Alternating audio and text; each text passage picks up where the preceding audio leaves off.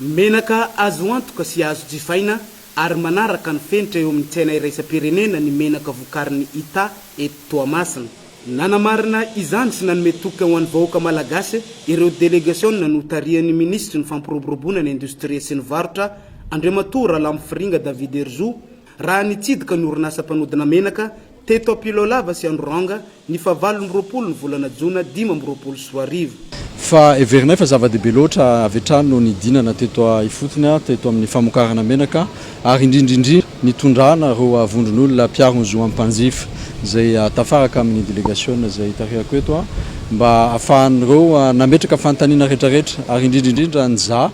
lalan'ireo vokatra zay afarana reo akora zany mandrapatonga ny eto amin'ny milina fanodonana anazy ho menaka tokoa dia anarahana n'ireo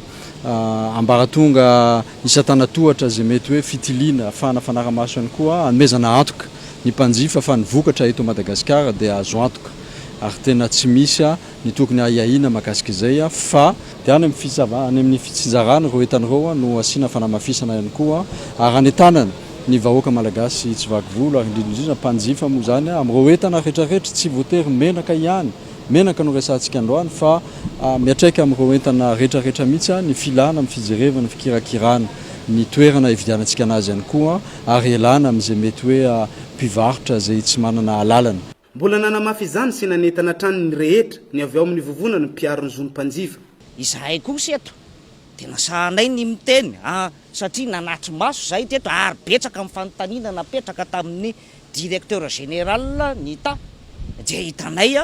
fa alohatsika aloha vahoaka mpanjifa tsy ho andairana zany atao hoe tsaotsao.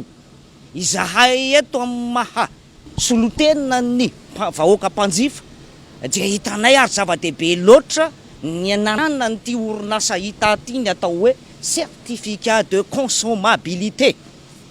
Zava-dehibe zany ara-pahasalamana zany.